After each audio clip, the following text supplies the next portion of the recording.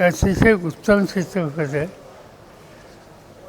सावंत फुलेंचं जे आयुष्य आहे त्याच्यातल्या आयुष्यातले महत्त्वाचे प्रसंग आहेत ते वास्तव रूपानं या ठिकाणी दिले. कुठेही अतिशयोक्ती नाही आणि ज्या त्यांच्या आयुष्यातल्या गोष्टी येण्याची आवश्यकता होती त्या सगळ्या याच्यामध्ये आलेल्या. महात्मा ज्योतिबा फुल्यांच्यावर आचार्य अत्रेंनी सुद्धा अतिशय चांगला चित्रपट काढला होता. पण त्या काळातलं एकंदर चित्रपटसृष्टीचा एक स्तर होता त्यापेक्षा हल्ली त्याच्यात फार सुधारणा झाली आणि त्याची नोंद निर्मात्यांनी याच्यामध्ये घेतलेली आहे. आणि त्यामुळं हा चित्रपट ते अतिशय प्रभावी रीतीनं दाखवू शकेल. मला स्वतःला असं वाटतं की राज्य सरकारला विनंती केली पाहिजे, आम्ही बोलू, महाराष्ट्रातल्या सगळ्या शाळेमध्ये हा चित्रपट दाखवला पाहिजे. नव्या पिढीला महाराष्ट्राच्या सामाजिक परिवर्तनाचा इतिहास हा समजला पाहिजे. सत्यशोधक याचा अर्थ कुठल्या जाती धर्माचा विरोध हा नव्हता, वास्तवता होती आणि हा विचार नव्या पिढीच्या कानावर जावा यासाठी हा चित्रपट ठिकठिकाणी शाळेतून दाखवायची गरज आहे.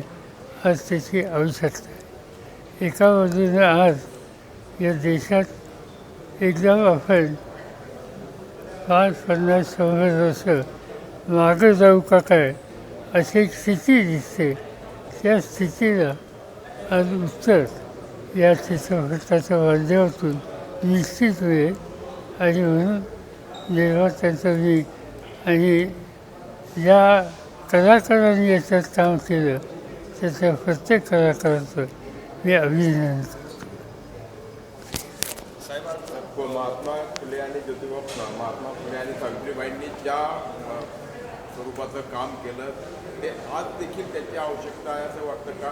कारण आजही सामाजिक विषमता म्हणून शेवटी मी जे बोललो की हल्ली आपण पुन्हा 50-100 वर्ष मागे जातो असं दिसतं आणि अशा काळामध्ये वास्तव सत्यशोधीचे विचार हा लोकांच्या समाजाच्या पुढे गेला पाहिजे आणि हा चित्रपट हे काम करतो. चला. पंतप्रधान नरेंद्र मोदी महाराष्ट्र दौऱ्यावर आहे आणि आज एका पुलाचं उद्घाटन झालं पण तिथे नितीन गडकरी नव्हते. ज्या खात्याचे मंत्री असताना नितीन गडकरी त्या ठिकाणी नितीन गडकरी आणि माझा कार्यक्रम आज होता.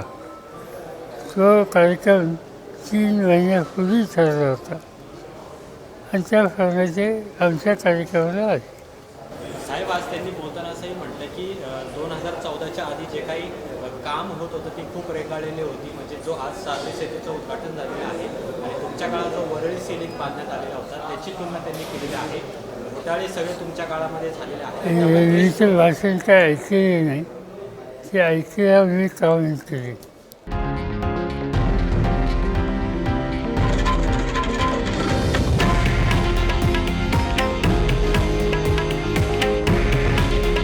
हे आहे देशातील नंबर 1 न्यूज नेटवर्क आणि आपण पाहत आहात TV9 मराठी. काळजी तुमची, हित महाराष्ट्राचं.